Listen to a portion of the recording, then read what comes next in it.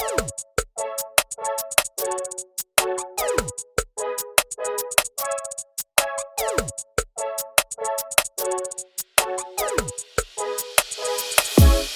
back, guys, to episode 9, I believe this is. 9 of the Weekly Juice podcast. My name is Corey Jacobson. I'm joined by my co-host, Ryan Bevilacqua.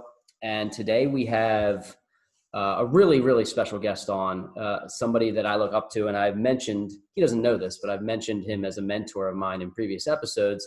And it's a funny story how Chris and I met. Chris actually worked with me at my family's business as our director of operations. He was hired probably maybe like 2 years ago at this point, or a year and a half ago.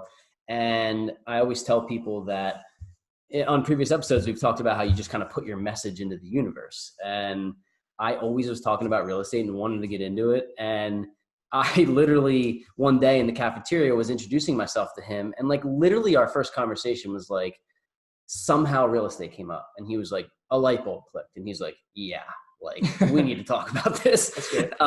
So it turns out that Chris owns, I would say around a dozen, he'll let you know, somewhere around between 10 and 20, I think, rentals between Michigan and New Jersey. And he's only been in real estate for like the past 5 years. So it's like, he's had this amazing story of growth, and he's a really kind of a speed to market guy. So I think our listeners are going to, they're really going to want to hear, how did this guy build this quickly, and what is he all about? And he's a big financial independence guy. So, you want me to bring him in? Right? Yeah. Let's introduce Chris here. Cool. Without further ado, Chris Philbrick is joining us here. Can you hear us, Chris? I can hear you just fine. Cool. Awesome. Thanks for coming on. Really appreciate it. But I guess the first thing that we want to do here is just tell people a little bit about yourself, where you're from. I mentioned Michigan and New Jersey, but you're originally from Michigan, right? That's correct. Yep. Yeah. I was born and raised in Michigan, kind of a rural area, and went to college in the Detroit area, and then married a young gal from Philadelphia. Yeah. And, been there. Yeah. She after living in Michigan for 14 years, she decided to drag me out here to New Jersey. So a little culture shock, but yeah, it's all been good. Yeah, that's cool. I actually didn't know that you went to school in Michigan. I knew you grew up in Detroit, but for people that have heard me reference one of my mentors as like the handy guy, like Chris literally came over to my house when my power was going out, and he came over to my house and he was like, like assessed the situation in 3 seconds and was like, oh, you need a new circuit breaker. And he like went down, I bought it on Amazon. He came down hot gloves on, and just like fixed it. I was like, this guy's a lifesaver. So I've said thank you 100 times, but I'll say it again. So anyway, don't try this at home. Literally, like I was like, are we going to be good? He's like, yeah, we're fine. Like, it was crazy. So, so I mean, it's good to hear your background. I guess one of the questions that Ryan and I and our audience would probably have for you is, what got you into the financial independence movement? What is your vision for that, and like when did the fire kind of start for you? Well, I can tell you that I always had kind of a drive to want more. I grew up in a lower middle class family. And I always thought that there was more to life. And my parents kind of had a scarcity mentality, like going to McDonald's that was like a big deal when I was a kid. Yeah. And whenever we travel, and we did a lot of traveling, we would drive and we would see a lot of the country, but I never, we wouldn't stop at like a convenience store and get stuff. We always went to the grocery store and bought stuff and took it with us. Yeah. So there was really this scarcity mentality, like, we only have so much and there's only so much to go around. And it was really trying to overcome that and say, well, how come so many other people can have so much more? What makes me different? I'm smart. My dad's smart. I'm handy. We can do a lot of things, but what really, separates the haves from the have-nots? And we were by no means have-nots, but we were by no means, could we just pick up and do whatever we wanted to do whenever we wanted to do it? And that was really kind of the vision that I had even in high school, like trying to figure out, like, what am I going to do for a career? And then choosing engineering, thinking that, well, I could make a lot of money being an engineer, and I think that a lot of people have the misnomer, the misconception that you're going to become rich at your day job. And a lot of people have to overcome that and realize that it's not at your day job that you're going to become wealthy, and going to your boss and asking for another raise when you just asked for one 2 weeks ago isn't going to get you there. It's what you do with the little bit that you get from your day job. As you add value for your employer, how are you going to manage that? And so I often tell people that the most important thing that a parent can teach their children is self-control, because that's really what has been one of the keys to my success. Not spending when maybe you want to spend, and being disciplined to be able to put that money to work for you, rather than have that shiny new phone or new truck or whatever it is. Put that money to work for you first, so your money's earning money, and then from the proceeds, maybe you buy that shiny new truck, as you know, Corey. Yeah. I have now. Yeah, he has like I don't know, you tell me if I'm wrong. I think it's like is it an F450? Is that what it is? It's actually an F250. 250, yeah. And it's like this souped up like Black Ops edition. You'd love it. Oh, I'm sure I would love it. Yeah, it's Blacked amazing. out, And I was like, style. Chris, I thought this wasn't like your thing. Like, I thought you weren't into shiny objects. He's like, well, my passive income pays for it. And I was like, yes. Done. Like, Done. Absolutely. So I guess that's a really good introduction, and just like the way that you framed it, I think could really resonate with people. What made you choose real estate as your avenue for building your wealth? And if you could give people just a little bit of background on like how many rentals you do have. And I know you've been, correct me if I'm wrong, past couple of years, right? Like 4 or 5 years you've been doing this, right? Yeah. So I guess you kind of have to go back into my history. When I was a kid, my uncle had a couple of rental properties that he bought, and he did land contracts with people and basically sold them on lease to own type deals in Michigan. My cousin and I used to go help him rehab properties. And I mean, we're like 10 when we're out there, mowing lawn that's up to your neck and trying to fix these properties up. And so he was kind of like that guy. I remember at Christmas time, I got Monopoly for Christmas. And my uncle like stayed up with me. We stayed up till like 2 a.m. till he whipped my butt, at Monopoly. The first time I ever played, and he's just cleaning my clock, but it was a long game, and it was like, wow, he really understands this thing. And that I look back at these experiences that I had, not realizing that this was going to eventually evolve into, a career in real estate or anything to do with the real estate. But there's these little things that I analyze as I look backwards and see how all these pieces go together. So yeah, exactly. In one of our previous episodes, we talked about connecting the dots, and I think you explained it perfectly. Just like you don't realize till later in life all the steps along your journey that led you to where you finally land, and just the little nuggets along the way. Yeah, for sure.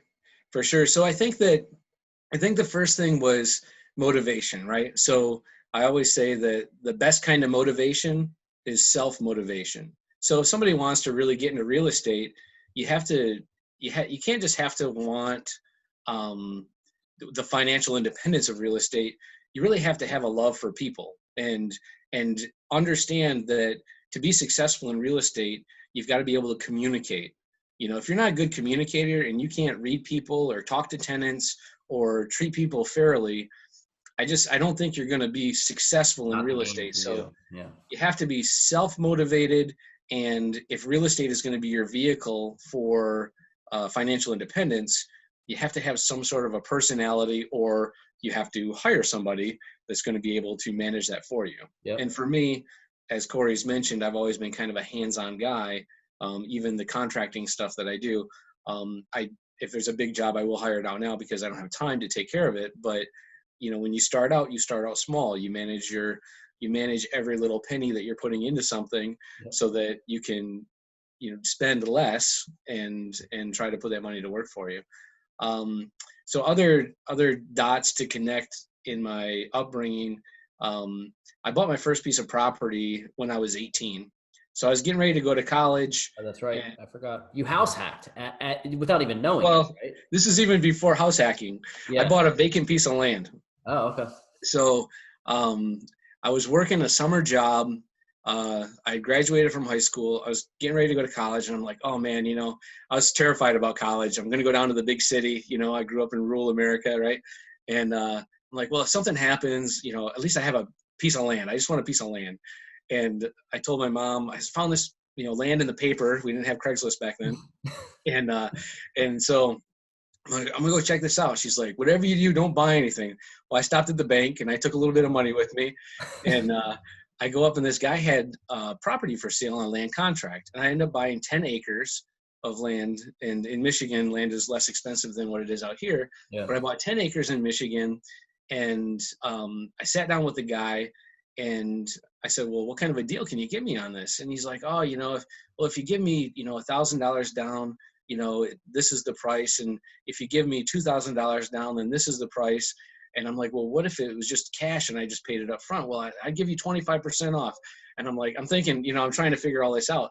And then I said, well, what's my monthly payment going to be? And he pulls out this book of amortization schedules, and he's looking for the numbers and the interest rate. And it's all in a book because you didn't have Excel and you didn't have all these great mortgage calculators and stuff like that. And so he gets himself all confused. And I end up, figuring out what my payment's going to be and stuff, because I was like a little math wizard, right? I figured all that stuff out, and I ended up getting it for like 20% off with like a $2,000 down payment. Wow. And I went home that night. My mom said, you didn't buy anything. I'm like, well, we can go up on Saturday and look at it, and then if you guys really want me to have it, I'll get my money back. So that was my deal I negotiated right up front. And you said you were 18. I was 18. Yeah. That's pretty incredible. So you started your journey early, which is pretty incredible. I did. Okay, so that was my first piece of property. Okay. But it wasn't until I was 44 where I understand how to make money with real estate. Okay. So that was just so you just knew, like, correct me if I'm wrong, Chris, you just knew that real estate was a good thing back then, like to own it, right? Absolutely. But then when you were 44, I guess what clicked in you that made you say, I got to make this thing work for me? Is that what you're? Well, yeah, exactly. So I didn't understand passive income. So I had a piece of property. I bought it, I held it. And then after I got married, I sold it, and I made like 3 times my money on that particular piece of property. So it was good. But of course, then I'd held it for, it was like 10 years, a little over 10 years. And so, I'd end up paying it off in 4 years. I got some enjoyment out of it, and then sold it later on.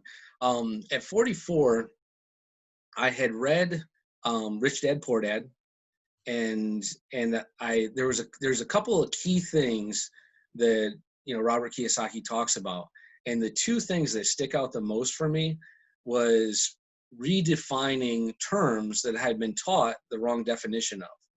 And so those 2 terms that are the most important thing in my personal journey was understanding what is an asset and what is a liability. Yep. And when he defines the asset as an asset, something you collect, is something that puts money in your pocket every month, and a liability is something that takes money out of your pocket every month, that's when the light bulb really went off. Got it. Because I had been collecting liabilities. I didn't really have any passive income, and I never had heard the term passive income. I didn't have bigger pockets. I didn't have any of these things, back in the day. And so it was like, oh yeah, that makes a lot of sense. So right. I want to stop collecting things that, might give me a future return, like my first piece of property, and get things that can give me a monthly return. Got it. And so that was really the aha moment of what to do next.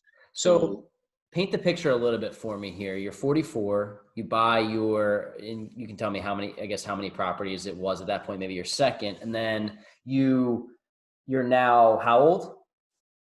Right now I'm 47. 47. So yeah. So we're talking about 3 years ago, and how many properties have you collected, amassed these assets over the last 3 years? So I have 13 renters right now, and I have 8 properties. I've got single family homes. I've got a duplex, a triplex, a quadplex. And I guess that's what I have right now. Yeah. I got one. What is your favorite property that you have? What type of property is it? And why do you specifically like that one so much over the others? Okay. So the favorite property is 2 reasons. The favorite property is a property that I have in Michigan, It is a quadplex that I found on Craigslist. There was a young couple that had it that, are just starting out life. She was pregnant. It was not where, it was too far from where they wanted to build their house. Okay. And they just didn't want it. They were going to have a baby and they didn't want the hassle with it. And they just needed to get out of it. So this particular property was a unique property. You couldn't just go get like regular financing for it. Okay. And it was actually a quadplex with a single family house on the same piece of property. So it was 5 units. This was just listed on Craigslist. Wow. You're saying? Just on Craigslist. Yep. In my hometown where I grew up, I visited this property. I visited the quadplex when I was a kid. My uncle lived there for a little while. Yeah. Wow. And my dad actually had a garage, like an auto repair shop next door when he was like just out of high school prior to going to the Marine Corps. So anyhow, there's this little property. I just happened to find it on Craigslist, not knowing all the things I just told you, that I had visited the property and things like that. But I ran the numbers on it. I was like, wow, this makes sense. $115,000 for 5 units.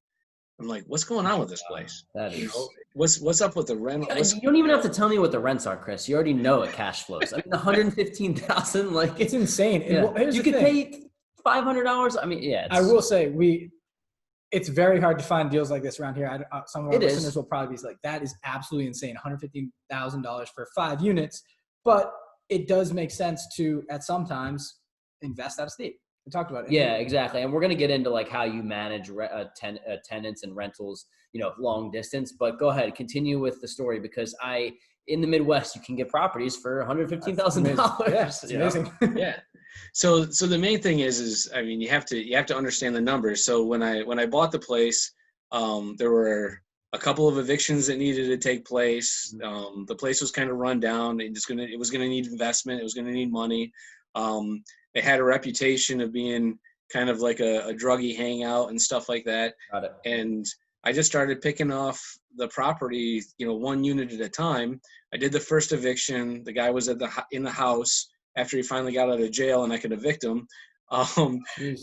We got him out of there and we redid the house, and we put a young military family in there, and they took really good care of it. But it was a beautiful property at that point, and so they were happy to have it. Of course, I had increased the rent by 50%, and then I did because of the renovations apartment that you did, right? Yeah, and then I did the first apartment, and I increased the rent by 50%. Then I did the second apartment, and I increased the rent by 50%. And as I increased the rents, the riffraff that was kind of hanging out in this location started to go away.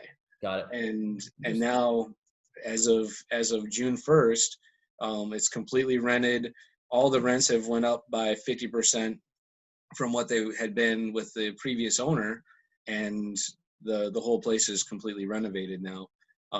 And I usually figure it's going to cost between, depending on how bad something is, between $2,000 and $5,000 for a renovation of a unit. Okay. And I really got that experience when I was working in managing Are you talking properties. cosmetically, Chris, just to update? Yeah, mostly cosmetic. I mean, the one we put a new kitchen in, but Craigslist is your friend, and you find somebody that's getting rid of a whole kitchen for $150, and you get the sink and the garbage disposal along with it, and a little elbow grease, and you make it happen. Got it. But it helps that you're handy. It does help that you're handy. And then not only that, but like to realize where to search for these things for $150, and then to be able to implement that, to know that you're going to be able to increase the rent by a half. Like you're playing with the numbers. Like it's like almost playing a different game in a way. I think people will be intrigued to hear, you talk, you're a Jersey now, on how do you manage renovating this property, plus, finding new tenants and the whole process from thousands of miles away. And how often do you visit? Do you visit, or do you just hire out and hope they, do the deal the right way? Both. I mean, I'm probably back in Michigan 8 times a year. I have family back there. Everything gets written off as, expenses to my real estate business, Right. So it's like free vacations, basically we Right. go back there, and we spent 2 weeks in Michigan last year, and we bought a boat back there and hung out on a bunch of lakes and visited a bunch of family and friends, and wrote it off because I went to all my rental properties, That's awesome. So it makes it nice if you can do that and use it as a business expense. As far as managing it, I do have friends in the area. I try to work with, different local contractors directly. I have an attorney in the area that, I pay her a small retainer, like $200 a year. If I ever have any issues, she can jump in and help me out. She helped me out with, I think we had actually 3 evictions there that we had to deal with in that property. And evictions back in Michigan are much less expensive than what they are out here in New Jersey. But I think it was like $200. And usually if you just send somebody a letter, they're packing their stuff, it's a little different than what I've had to deal with out here. But as far as like little maintenance things, like, the hot water heater went out in the quadplex, and I know 3 or 4 guys in the area, and I just had a buddy, grab a key and go over there and take care of it. You have to have a team. No, you're not going to be successful in real estate unless you have a team. No matter where your properties are at, you have to have a team. You can't do it all yourself, no matter how handled you are, especially if you have, properties out of state. And so you just have to find that property management company or those individuals that are willing to help you out. So I have 2 properties in Michigan. This one that we've been talking about, that's this 5-unit property with a single family home in the quadplex, and the other one is just a single family home. And that particular single family home is about 2 hours away from the quadplex 5-unit property. And that particular home, I have the right tenant. He wanted to replace the toilet. I said, well, if you want to do it, go to Home Depot and I'll pay for the toilet. Cool. He wanted to have some work done on the outside of the house. He hired a plumbing contractor, and he GC'd it. The tenant GC'd it, and the plumbing contractor came in and did it. So if you have a tenant that has a clue and is a little bit handy about homes, sometimes that can be a benefit too in a long distance thing. This particular tenant is in a 5-year lease. So, 5-year lease. I could probably make a little bit more money on the place, but I have no worries with this guy, right? Because I gave him a decent deal and he's taking care of it. Cool. Corey, that when we first talked, I tell all my tenants the most important thing in our relationship, landlord-tenant, is communication. Yep. And you've struggled a little bit with that recently with a tenant. I have. Yeah, I have.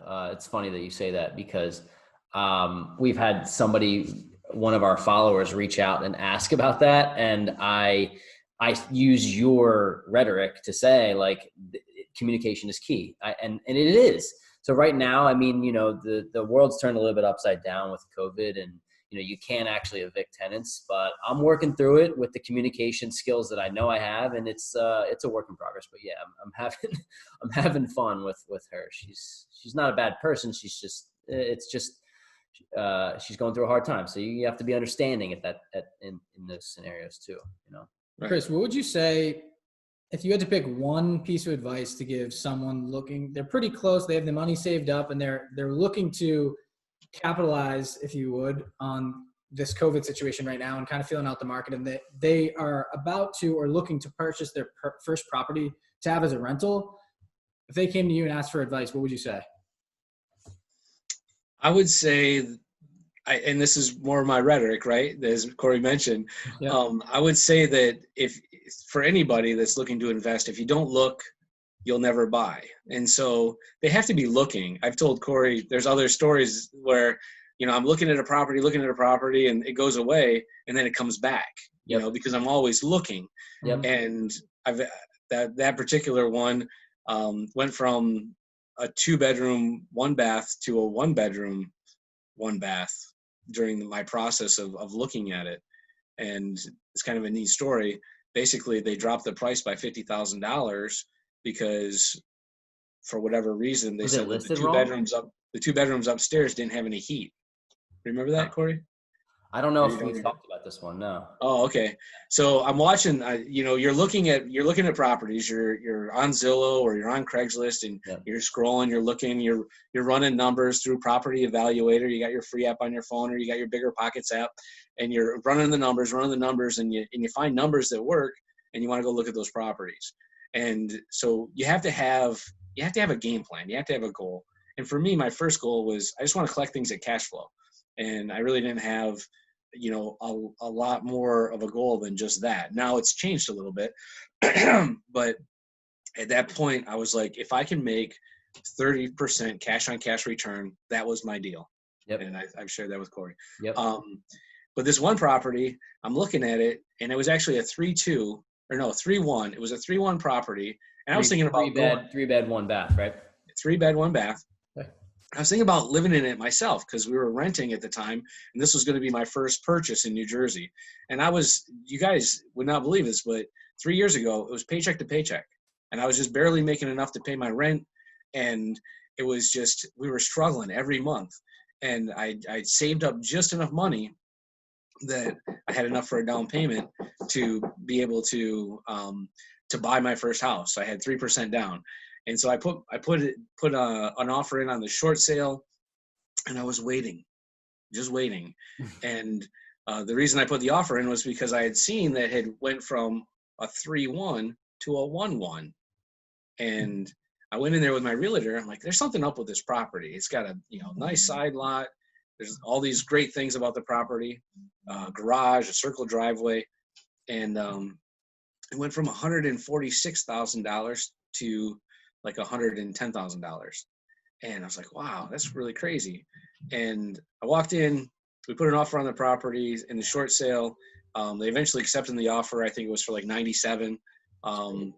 And I walked in with my realtor to the basement, and there was a little lever on the damper for the ductwork. And I went like this, and I made 50 grand. What do you mean?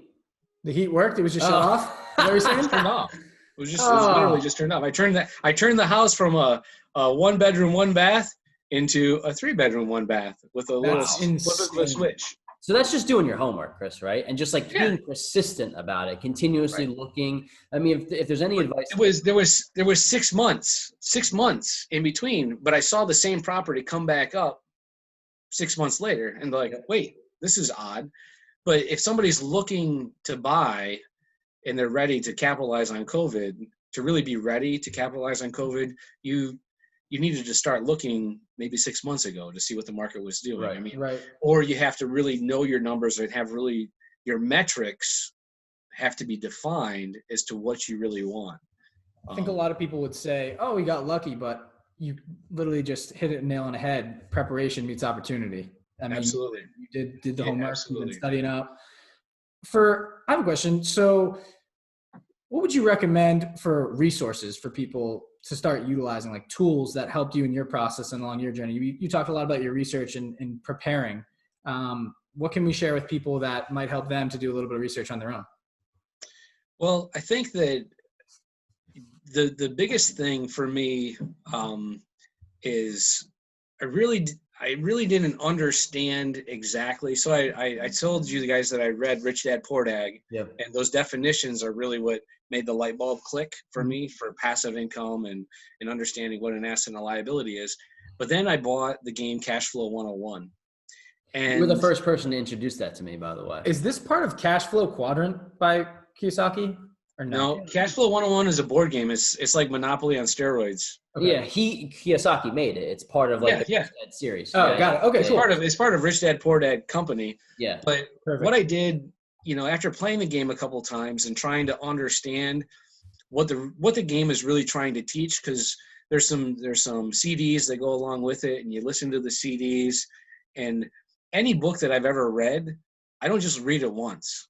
I'll read it once, and usually it's so full of information.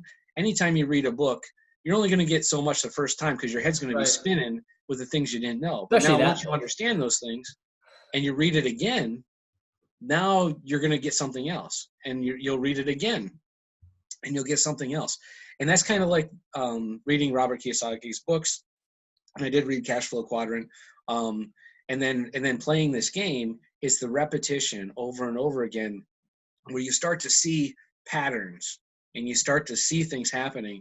And after I played it 4 or 5 times, I'm like, I'm just going to take all the cards and lay them all on the table and organize them. I think that's one of the first things I had you do, Corey, was look at the cards and understand that there's a deal out there where you can make 100%.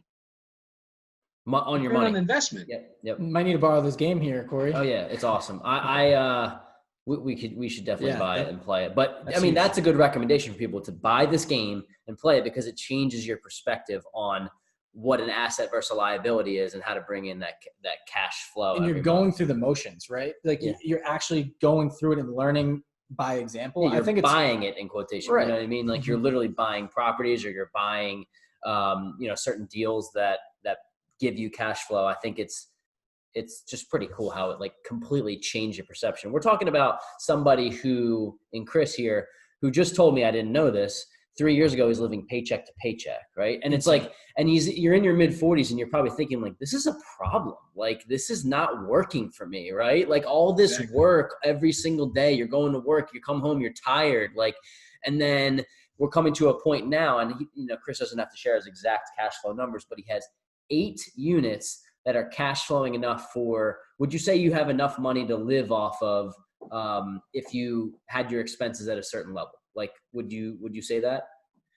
Yeah. I would say that like the one unit I have in Michigan, I actually left my job in February of 2019. I had an executive level position, and I walked away from it. And the only reason I was able to walk away from working like 7 days a week was because of my investments in real estate. Got it. And so I didn't quite have enough to live on, Corey, but that one property that I have in Michigan, I was able to pay that off and this is another crazy thing that maybe you'll get to someday, is where when you have a 401k, you can roll it over into a solo 401k. And there's probably not very many people that understand that. But if you want money, please dive in. I have 401k. I need to know. So you take your 401k, you roll it over into a solo 401k, and you actually set it up like a trust. And I can give you all the details on how to make this happen. You guys can post it later or whatever. Yeah. But basically, for a small fee, somebody will write up the document for you, and then your 401k gets turned into a checking account for investments only. Wow. And now you can take that 401k money, you can literally write checks with your 401k, and it's all legal, it's all legit. And that's what I did with my 401k. I bought this 5-unit property in Michigan and basically own it free and clear. And so that property alone. How much is that cash flow, Chris? That cash flow is $2,800 a month. So depending on your expenses, you could almost live on that. Yeah, 35. What's that, like around $35,000 a year, or so $30,000 to $35,000 a year? Absolutely, you can live on it. And Chris, I think that the thing is that people, the thing that scares people the most, and the thing that people are like, oh no, I shouldn't do this, and the reason is because of the education system and what people are taught in school. Save your money, put it in a 401k, make 8%, retire. But what you're saying is, and what I think other investors are saying, hold on a second. Why do I want to save this money at a 7-8% return over a 40-year time span when I can make that 30% cash on cash return? Like, for me, I put in a 401k and I meet the match because I'm still learning how to play the game. But if I had, I'm just throwing out numbers out there, if I were to have $50,000 to $100,000 in my 401k and I knew it can make me 15 to 20% of my money, why would I wait? Why would I just, it's a safety net for some people, and it's all about your risk tolerance. But what you just said there is like, it's crazy. Let me piggyback off that. So I'm thinking of mine too. And I've had it for 7 years. We do the match at company, and it's gotten close to almost 6 figures at some point. And think like, this is absolutely insane that you could potentially do this. Now, question in my mind, I'm like, okay, do I stop the compounding right now? Like, is it worth that to have, should I keep everything going and then take it out when I'm 60, 62, whatever the age is now? Or does it make more sense to pull it out now and put it into something that could cash flow $2,800? What do you say? Almost 30 grand a year. Great. I mean, in 2 years. So Ryan, stop. Answer your own question. Do you want to make 8% or 30%? Yeah, you got me, Chris. I mean, it was really just a no-brainer to me. Like, yeah, I'm going to do this. And as long as the numbers work, right, is what you're saying. As long as the numbers work. If you can be guaranteed 30%, guess what? My real estate really didn't go down in value during this whole COVID thing. Yeah, right. It's actually going to go up. It's actually going to go up in value. So what happens right now is there's another term that I want to talk about. I really haven't talked about this with anybody yet. But right now, during this COVID crisis, everybody got a check, right? For the most part. Yeah. Okay. So when you put more money out there into the economy, you're diluting the economy in a sense. Right. And so the dollar that you had sitting cash, not really invested, is worth less tomorrow because there's more dollars out there available. Yep. And so what we commonly refer to as inflation in the marketplace, the government would like us to understand inflation. Oh, it's inflation. It's really deflation. The dollar is worth less. It's Right. you're deflating the dollar. The dollar becomes worth less. So if you don't have your money invested in an asset, you're going to lose money. I can't buy as much today with $10 as I could 20 years ago with $10. Exactly. Right. No, But it's for sure. my property is worth more today. Let's say the property value is worth exactly the same, but somebody's going to give me more dollars because the dollar is worth less. Right. Right. And or at the worst case, at your absolute worst case scenario, it's going up at the same rate as inflation, which the dollar isn't if it's not invested. Right. Right. Yeah. Right. I think this is going to get a lot of gears turning for people, especially it is for me. I've always heard the term diversify, right? So I think, okay, say I have some real estate, say I have a 401k, say I have a Roth IRA, there's a lot of stocks, right? There's no perfect asset mix, I guess you'd say. So for you, I'm curious do you still participate in the 401k and just attribute a little bit of money towards that? Or are you strictly all real estate? You don't have to share every specific thing, but I think people would be curious to hear what you're doing. Yeah. So right now, my 401k right now is real estate. Got it. Cool. I still have companies that I've started that I have stock holdings in and things like that. But for the most part, when you say diversify, I look at that and I look at every single one of my properties is diversification. I'm not just in the Philadelphia market. Yep.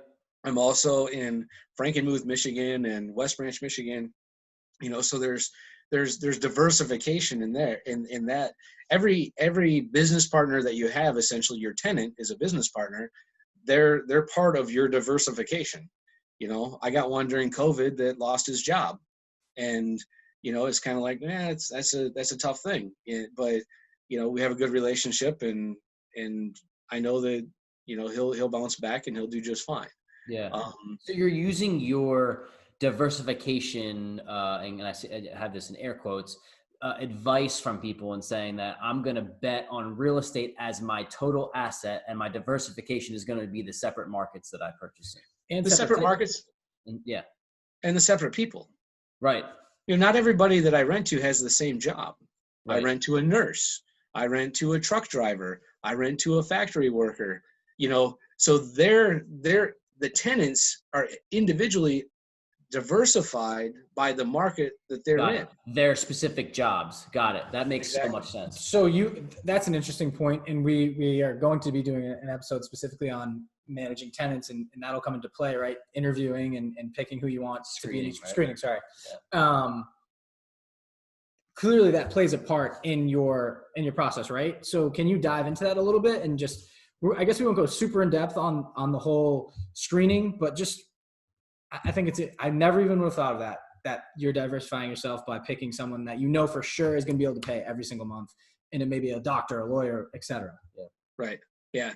So I guess, you do screen people, and you look at, as a business owner, you're always trying to manage risk. The game of business is always risk management. Mm-hmm. I say it over again. The top three things in business are manage risk, and manage risk. And so when you look at that, when you're bringing a tenant in, you're looking at their history, you're looking at their rental history, their work history, things like that. I always use the Cozy app. I think I might have mentioned. I use Cozy. We haven't talked about that a lot on the show, but it's really good for screening tenants. People can apply right on the app. That's cool. And you can charge them a fee or you can waive the fee, and they do background checks and all that stuff on Cozy. Yeah, that's good. So I'm a numbers guy, and so I never charge a fee for applications because I want as many people coming to me as possible, so I have the biggest selection. I want to be able to choose, so I don't charge any fees. I gather all this data and all this information, and then I look at just compare everybody and say, hey, are anybody here that I want to rent to? And I always, probably the biggest thing is looking at the percentage of the rent versus to income ratio. Chris, you taught me this. You said that, and correct me if I'm wrong, if a tenant they make 3 times the rent is a good barometer, 3 times the rent or above, anything above is great, then you know that that's probably a good place to start of like where you could, if they make 2 times the rent, it's going to be a struggle if they miss a paycheck or they get sick or something like that, right? Yeah, that's that 33%. The rent should be 33% of their income or less, ideally. Yeah. That's really good advice. So, I mean, obviously we're talking a lot about a bunch of different topics here, and it seems as though you've kind of found this magic in real estate. Like you've built, your real estate portfolio to eight units in 3 years. And I guess there's 2 questions here. What is your why? So like, why do you do what you do? Whether that be family related or something, I'll let you answer the question. And then what is your vision for the next 5 to 10 years for Chris Philbrick? So why I do what I do, I think that I've always wanted to have that financial independence. And for me, goes back to Robert Kiyosaki. What he said was really resounded with me was basically, I don't want to be trading my time for money. Mm-hmm. And that's what people have to get an understanding for. As long as you're working for an hourly rate, if you're valuing yourself by how much you get paid per hour, you'll never be wealthy. I don't care. Even if you're a doctor, you'll never be wealthy because you're limited by time. Right. You only have 24 hours in a day.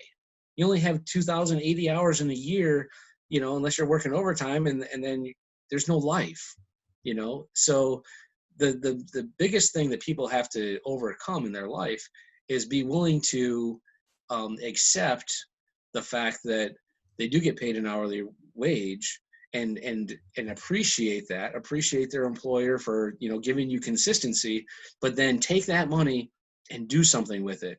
So I think that's best summarized in the book, The Richest Man in Babylon. Yep. Oh, yeah. One of my favorites. Yeah, we just talked about it.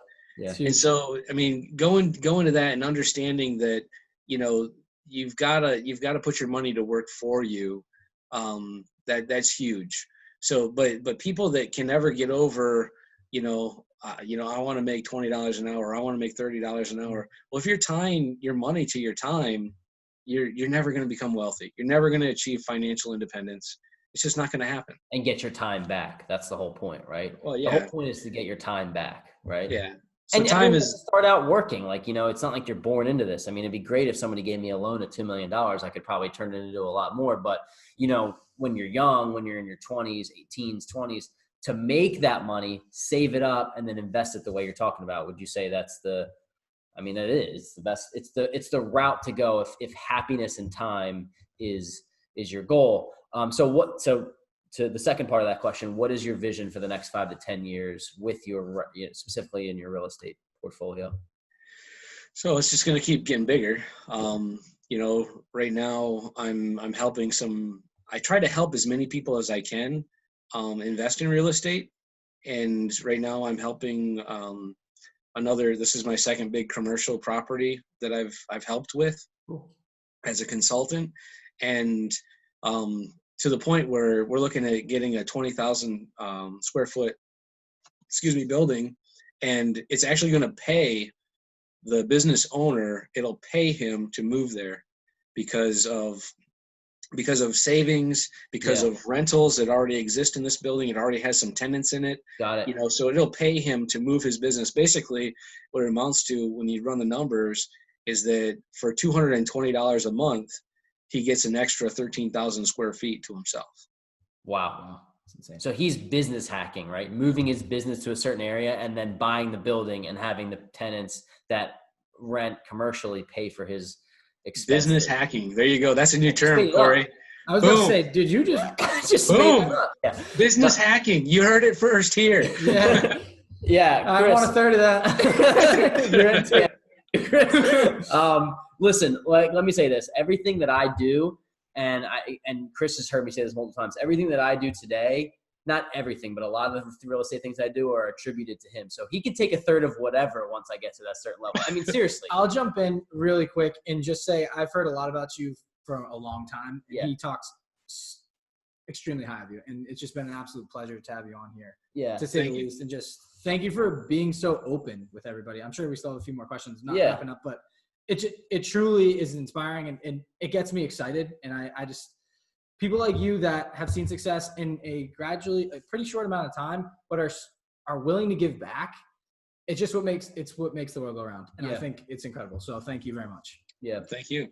Chris, so we tie a lot of what we do on this podcast into, we talk about freeing up your time and happiness. And I understand that your why ties into that. I guess the question that I have is what makes you the most happy in this world? And how does your real estate investments help you get to do more of that? So when I start to recommend books to people, there's usually an order, right? And so for me, the order has to do with your faith. So the first book that I always recommend to people, whether you're Christian, whether you're Jewish, whether you're Muslim, whatever your faith is, the first thing that people should try to do, as I mentor people, is to know themselves, know what you believe. You've got to, Socrates said, know thyself. Mm-hmm. So the more you understand about yourself and what motivates you and what your dreams and your goals are, where your passions lie, that's what's going to give you that self-motivation, if you will, to move forward into real estate or, whatever it happens to be. The thing for me is that real estate itself is just like money. Money is a tool. Money is just a tool. I don't want to collect a bunch of tools, but I want to be able to use the tool to accomplish things. And so right now, just having this conversation with you guys, we're talking about how to use a tool. And the better you guys become at using the tool, then the better our society becomes, because everybody knows how to use the tool properly. And people aren't being taken advantage of, or, everybody can share in the ability to use this tool. So I think that as I continue to mentor folks and move forward, in my life, developing my rhetoric, trying to teach people how to dissect and communicate exactly what it is that I've done. That's very important to me. Cool. And just sharing that, as Ryan, you would thank me, in teaching, you learn. I said earlier that you can't be successful in real estate unless you have a team. I think that life is all about relationships, whether it's a relationship with other business partners like yourselves or relationships with tenants. Integrity plays a big part in all of this. So the more that you get to know yourself, the more that, the books of your faith, become a part of you, I think it makes you a better person, a more well-rounded person, and it allows you to contribute to society. So when I look at where I've come and what makes me the happiest, it's teaching. I like to teach. I like to be this mentor. I teach my kids this stuff. I try to, in my heart, I'm a speed nut. I am like crazy about how fast can you do it. Like my greatest closing was the one where I closed on the house.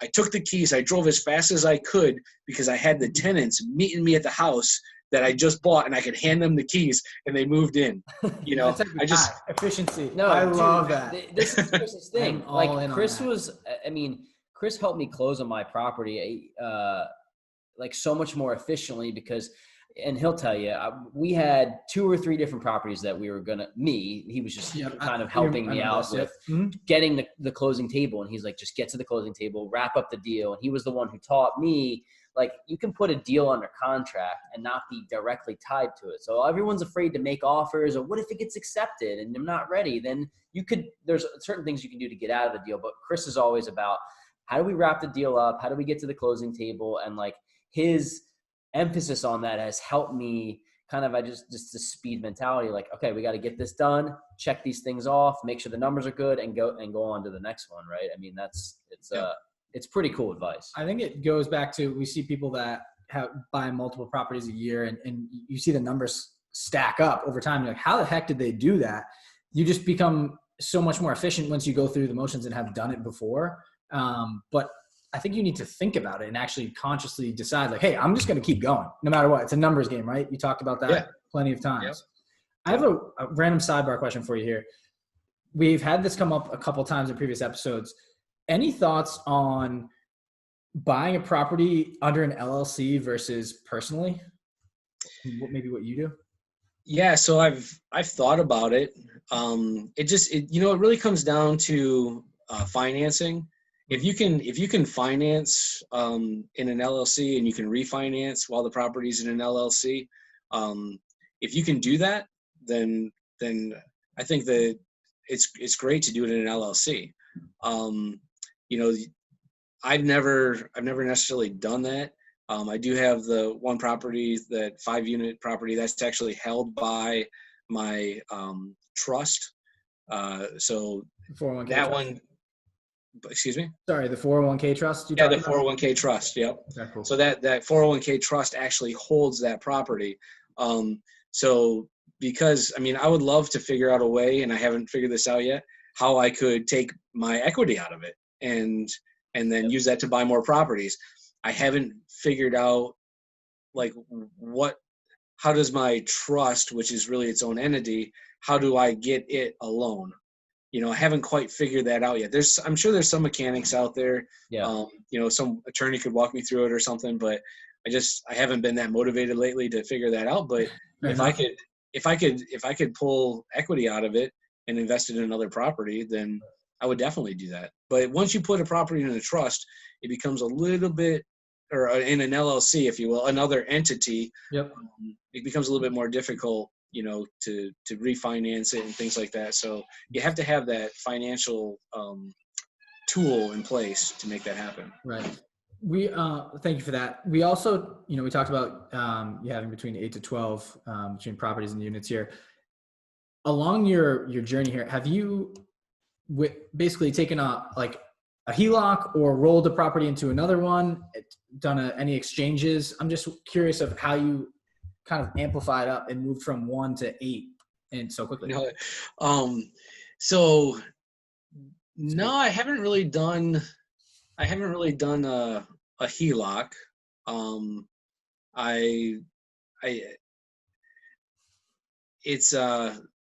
I've done a refi, I guess.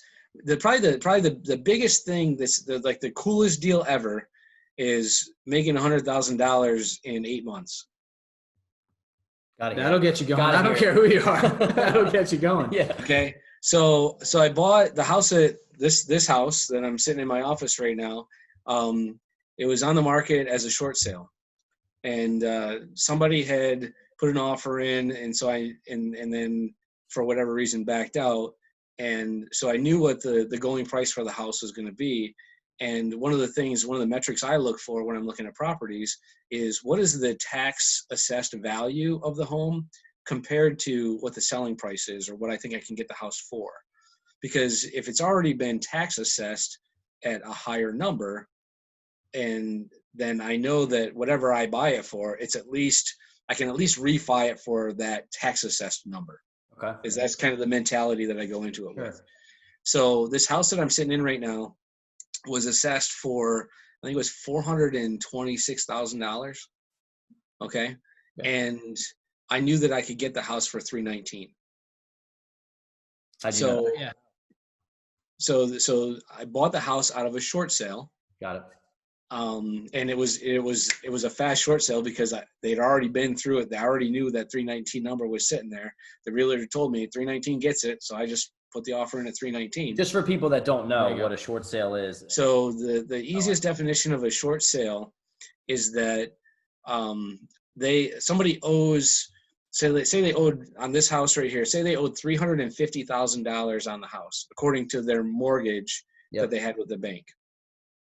And they go to the bank and they say, hey, I got to get out of this. I haven't paid my mortgage in like 3 months. I can't afford it. If I can get somebody to come in and buy it for $319, will you let me sell it? Will you let me get out of my foreclosure is what you're saying, right? Before you get to foreclosure. Yep. Okay. Right. Before they get to foreclosure. So a bank will typically approve a short sale because they want the house to be kept up. The last thing the bank wants is real estate owned, right? They don't want any REO properties.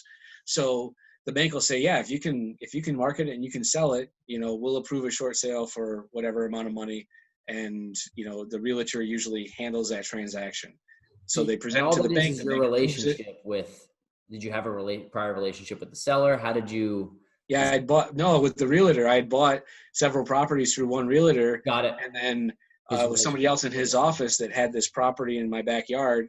And he's like, hey, so-and-so knows that this house, this would probably be perfect for you. So to summarize, you're saying realtors work for you, Yeah, you knew it was worth 420. You could get, or was it 420? Is that what you said it was? It was like 426 or 427. Yeah, but you knew you could get it for 319 based on your relationship with a realtor who understood the inner workings of the deal. Somebody who's a good realtor, by the way. The relationship. And his relationship perpetuated that. Yep, that's So you're saying you made the $100,000 in equity. So to get to that part, so I buy the house, I move the family in, I rent out the house that I was living in, so I still have that house. That didn't go anywhere. Yep. And so now I'm living in this new house, which is much bigger than the house I had. And 8 months down the road, I decided I'm going to refi, right? Yep. So I'm living in the house. And I know that because of the short sale, there's a bunch of equity sitting in the home, but I wait 8 months. And typically I would recommend that somebody waits a year to do this. Is that the seasoning period they talk about?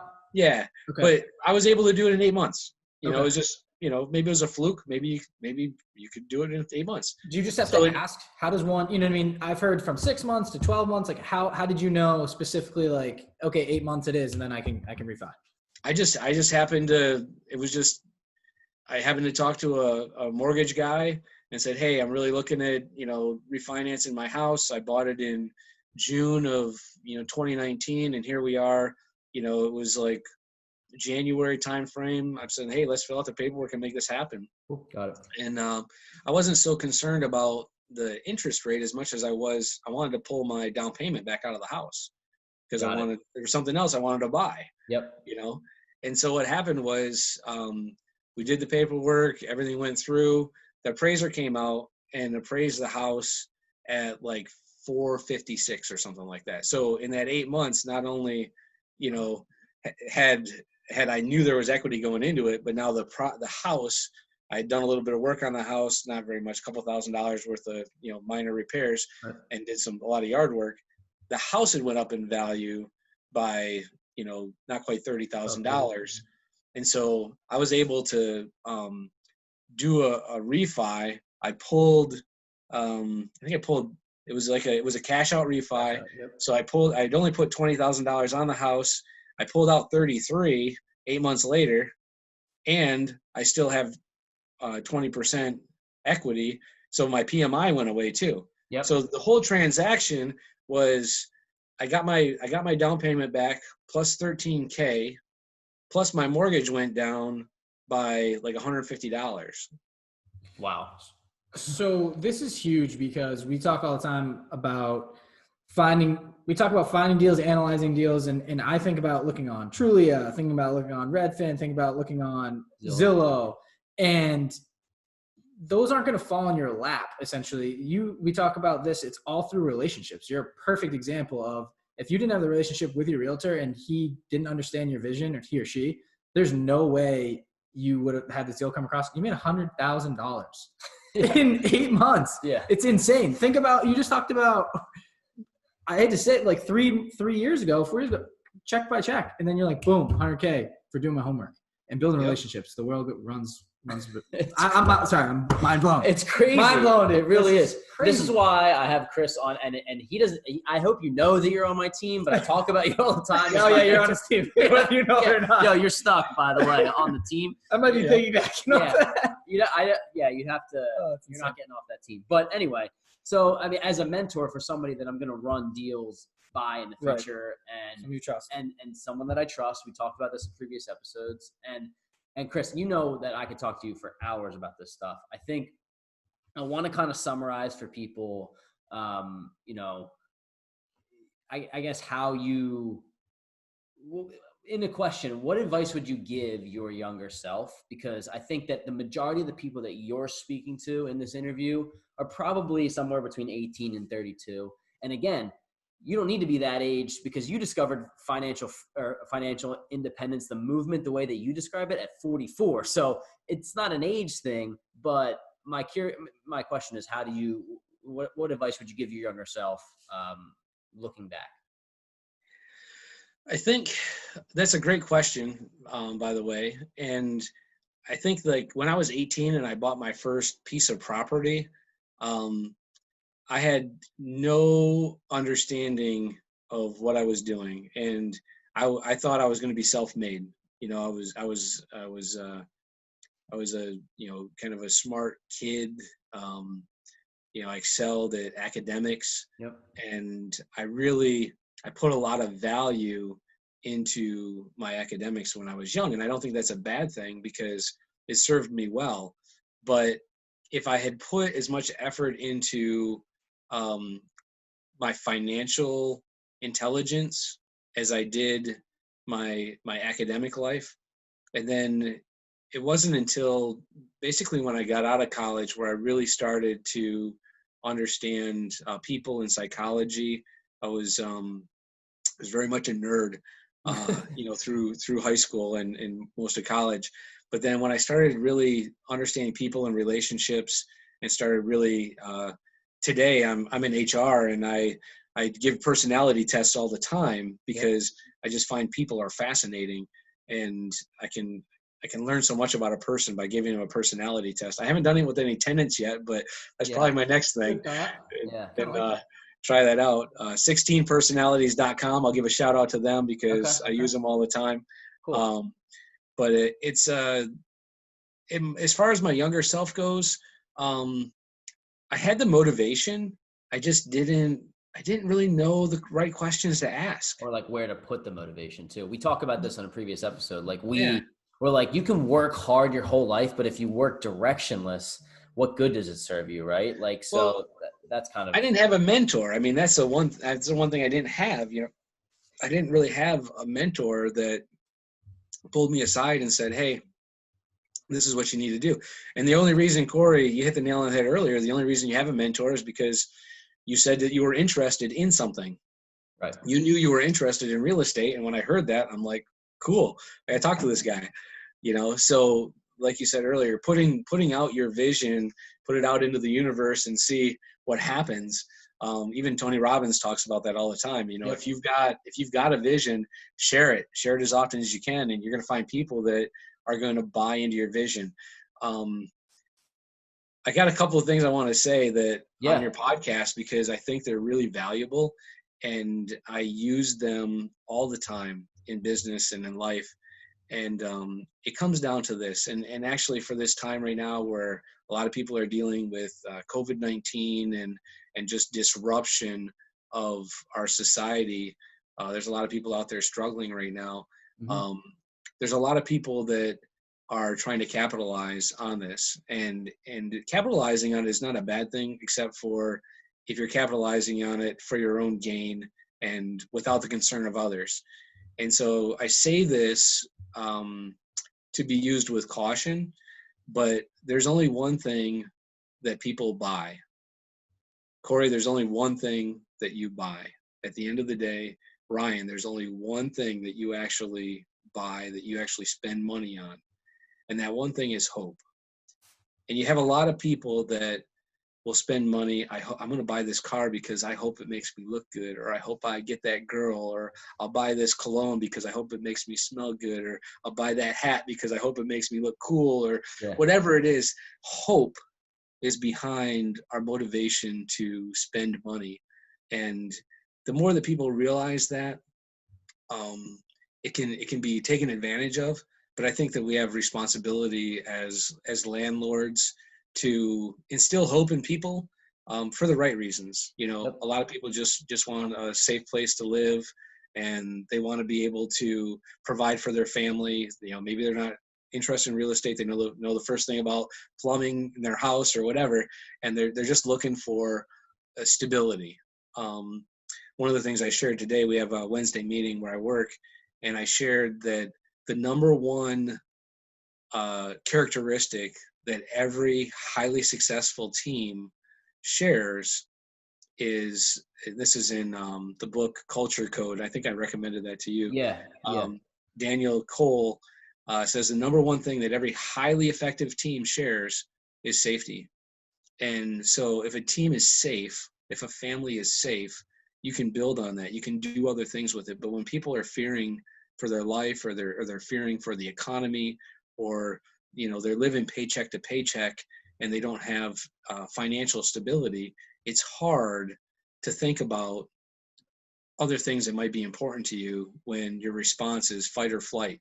There's a war going on and I'm going to fight or flight. So the more that we can help create safety in people's lives, I think that that's a mission that I have. And whether it's through, you know, providing somebody a safe home to live in that is up to code and it meets all the safety requirements, you know, by the state of New Jersey or the state of Michigan or whatever, or if it's helping, you know, young men and women, you know, like yourself and your viewers, to have financial safety, financial stability, you know, that's really my goal, is to help perpetuate safety in the country that we live in. We talk about this all the time, Chris, and to kind of wrap things up in terms of the like understanding finance in order to follow your passion. And that's kind of the same thing with the safety, is like, how do you create a safe environment for yourself, or how do you create an environment where you can follow your passions if the only thing that you're worried about next is putting food on the table? Like, if you don't understand the intellect behind finances, how can you worry about anything besides what is, you know, am I freaking out about you being safe and you having food and you having your next paycheck? So I think that kind of ties in like wonderfully with just our show. We always talk about living a happy and free life. And I think the road that you're going down is creating this freedom for yourself. Would you agree? Yeah, absolutely. Yeah. First of all, I just want to say thanks again. Like, it's by far our most, I don't know if philosophical is the right word, but it's our most, fulfilling. Yeah. It's our deepest episode for sure so far. And that's not a knock on anyone who's come on in the past. It's just that we haven't gone to this level of thinking. And I think that I would love to have you on again as you talk about your 15th or 20th property that you amass. And once you hit that, you know, that that peak of, you know, the real financial freedom, it sounds like you're really close. But thank you. It's been a pleasure. And be expecting a text about my next property that I want to talk to you about. Sounds good. Yeah. I really appreciate you guys having me. Thank you so much. It's been an honor. Thank you so much. We truly appreciate it. Can't wait to hear kind of where you go from here. But that wraps us up here for episode number 9. The Weekly Juice Pod. Yeah, episode 9. Where can you find us? Yeah, so Chris, I don't even know if I told you the name. The Weekly Juice Podcast. You can find us on Apple, which is iTunes, I guess, Spotify, YouTube, and then our Instagram account at Weekly Juice Pod. It helps if people rate, review, subscribe, and you know, tell us what you like and what you don't like. And we have people like, if you have somebody like Chris come on your show, you know, people really need to listen to someone like you. So again, we truly appreciate it. Thank you so much. Sounds good. Hey, I got one more thing before you guys go. Yeah. I was talking to a business owner in Michigan that I often go back and visit and I help out. And when he's got started in business, I helped him out. And that was like 15, 20 years ago. And his name is Justin. And this morning I'm talking to him about a cement project I got going on out here. and he had a little tagline. I'm going to share it with you guys because it goes along with your podcast. Let's hear it. He said, make sure the juice is worth the squeeze. We talked Let's about that. go. That's good. Yep. It's exactly Make right. sure the juice is worth the squeeze. So Yep. You can good take luck to that you to so guys. many different things. So cool. Thank you. For Thanks, Chris. Appreciate You're it. welcome. Take care, guys. Cool. Chris, thank you.